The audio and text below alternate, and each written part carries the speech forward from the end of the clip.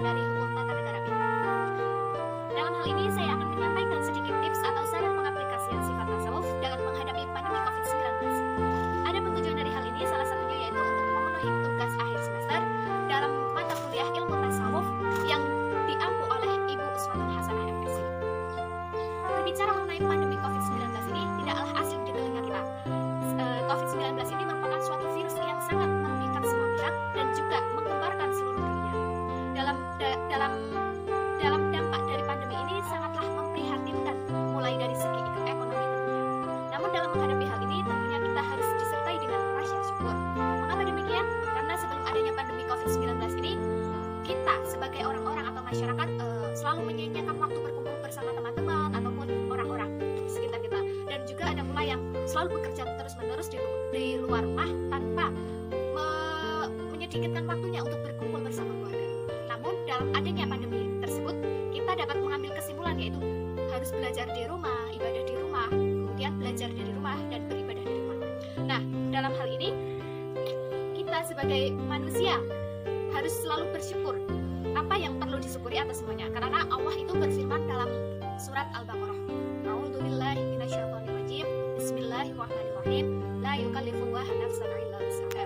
Yang artinya bahwa Allah itu tidak akan membebani suatu makhluk kecuali makhluk itu mampu menahannya.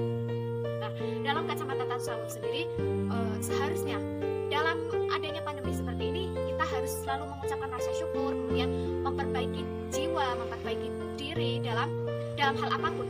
Nah, ada beberapa macam makomat, di antaranya itu dapat membuka iman kita, dapat memperbaiki jiwa kita, bagaimana kita harus dekat kepada Sang Ilahi Robbi dan harus selalu bersyukur atas segala nikmat, segala hal-hal yang telah dikehendaki. Taubat. Taubat adalah proses perubahan mental pada diri seseorang karena dosa dan kesalahan. Dalam actionnya atau praktiknya, kita itu harus mengubah pola hidup, utamanya dari hal-hal yang menurut diri kita itu merupakan sumber dosa. Berarti kita harus selalu positive thinking tentunya. Berarti kita harus mengambil hikmah dari pandemi ini, harus selalu sabar, harus selalu ikhtiar kepada Allah agar pandemi ini tuh cepat berlalu seperti itu. Kemudian yang kedua ada sifat wara atau menjaga diri dari hal yang mempengaruhi kestabilitas mental dan jiwa. Actionnya yaitu kita harus selalu makan makanan yang halal. Kalau dalam masa pandemi seperti ini banyak sekali kegiatan-kegiatan yang membuat kita jenuh, harus belajar dari rumah, ibadah di rumah, bekerja di rumah, itu kan sangat menjenuhkan. Nah, dari hal tersebut juga ada keekonomian masyarakat yang kurang.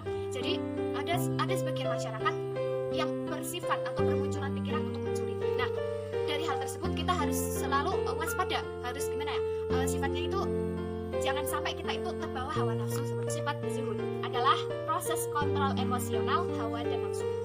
Dalam actionnya kita harus selalu bersifat positive thinking dan balance terhadap sesuatu. Dan juga kita tidak hanya mengedepankan masalah yang sifatnya duniawi saja, namun kita juga harus bersifat mendekatkan diri kepada Allah, terus kemudian harus selalu bersyukur atas nikmatnya dan lain sebagainya. Kemudian ada yang selanjutnya yaitu sifat fakir, sadar akan materialisme dan kemewahan duniawi.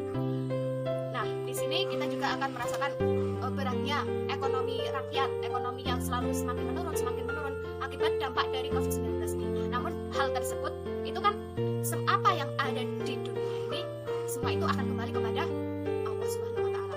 Karena semua apa yang dianugerahkan kepada kita itu bukan milik kita tetapi milik Allah Subhanahu wa taala. Maka tetaplah bersyukur. Kemudian yang sifat selanjutnya itu ada sabar. Sabar adalah adanya kadar dan ketentuan dalam rangkaian rukun iman. Actionnya yaitu mengambil hikmah adanya pandemi ini, dapat berkumpul keluarga, dapat bersukaria di rumah, menghabiskan waktu di rumah dan lain sebagainya. Kemudian ada sifat tawakal yaitu penyerahan diri dari jiwa.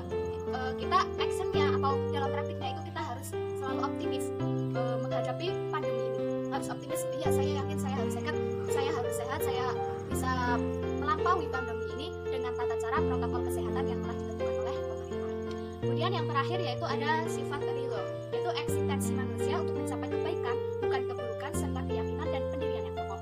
Dalam aksinya kita harus selalu bersyukur apa yang dikehendakinya. Berarti kita itu harus mengambil hikmah dari semua pandemi. Kita harus tetap optimis, kita harus tetap sabar, bersyukur, tawakal dan lain sebagainya.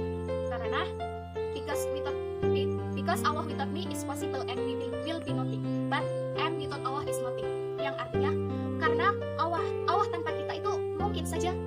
akan menjadi Allah, tetapi kita tanpa Allah itu tidak akan menjadi apa-apa. Sekian dari saya, terima kasih. Wassalamualaikum warahmatullahi wabarakatuh.